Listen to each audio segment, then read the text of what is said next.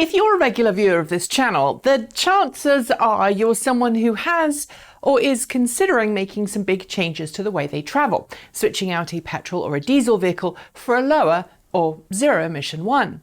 And if you'll excuse the sweeping generalizations, it's probably because you've realized that owning such a vehicle will save you money in the long term, give you a more relaxed, enjoyable driving experience, and help curb the dramatic rise in carbon dioxide and other greenhouse gases that are entering the atmosphere because of us humans.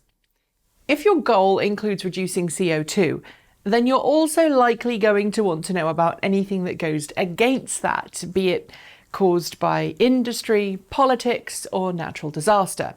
So today I'm going to focus on something that is incredibly important, but not necessarily transportation-based: the mind-numbingly large amount of the Amazon that's currently on fire.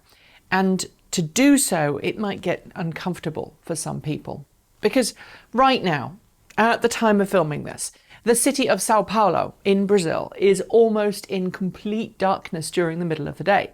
Satellite imagery from NASA shows smoke covering thousands of square kilometers of South America, and incomprehensible swathes of the Amazon rainforest, home to 10% of the world's species of flora and fauna, the world's largest air filter, and source of 20% of the world's oxygen, is on fire. And we, all of us, need to do something to fix it. Look, I get it. There are people who watch this channel who question human-caused global warming. I'm not going to get into arguing the point here. That would waste valuable time. But the fact remains that if we do nothing and climate skeptics are wrong, life gets bad. If we act and climate skeptics are right, then, well, we're no worse off, and we've got some pretty cool ways to lead a less impactful existence. According to the National Institute for Space Research, there have been 39,194 fires detected in the Amazon rainforest this year. There are 83% more fires so far this year there than there were last. And at the time of writing and filming this, there are no signs that things are getting better. Look, I'm assuming you all remember your high school biology classes, but for those who need a refresher, trees use photosynthesis to take carbon dioxide from the air and remove the carbon, using that carbon to spur their own growth, and then releasing the oxygen back to the atmosphere. The carbon which was once in the air now becomes part of the tree. When you burn that tree, either in a forest fire or in hundreds of thousands of years as coal, you release the carbon dioxide back into the atmosphere when oxygen in the air combines with the carbon during the combustion process. While the Amazon is usually thought of as a wet, humid place, and it is most of the time, July and August are its driest months, meaning that the potential for fires does increase during that period. Fire risks tend to remain high through September, when the risk peaks, before falling back to normal by November. But these fires, at least the majority of them, aren't like the wildfires we see in other parts of the world, where careless camping fires or sparks from vehicles ignite dry brush. These are fires being set by humans on purpose. Why are humans setting fire to the Amazon rainforest? Simple: farmland. But not for growing things so much as for grazing, beef. While the Amazon rainforest is sometimes used for crops, the soil quality isn't so good for crops, and so farmers instead turn to ranching. Even though grass doesn't grow all that well there, there's enough for beef, and farmers are willing to import whatever food they need for their cows anyway. They want the land, not the grass. Global beef demand is on the rise, and that means farmers are tearing up the Amazon to expand beef production. The Amazonian rainforest is thick with life, some of it deadly, and so it's easier to set fire to the forest to clear it than it is to just log it. At one point, this practice was actively discouraged by the Brazilian government, which had worked for many years to protect the rainforest, prosecuting farmers and loggers who illegally cleared land and set up programs to support sustainable forestry. But on January 1st this year, Jair Bolsonaro became president of Brazil. An ardent climate change denier and retired military official, Bolsonaro catapulted Brazil's politics to the far right. His election campaign made no secret about his support of torture and eradicating the rights of people of colour, women and LGBT people. Amazon deforestation was also part of that ticket that got him elected.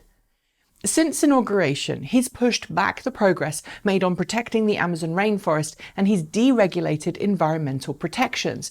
Prosecutions against people illegally clearing and logging the Amazon rainforest have fallen. And if that sounds familiar to what's going on in the US right now, you'd be right. It is. Initially, Bolsonaro suggested that the Amazon fires currently raging were set by NGOs furious that his government had removed funding for programs designed to protect the Amazon rainforest.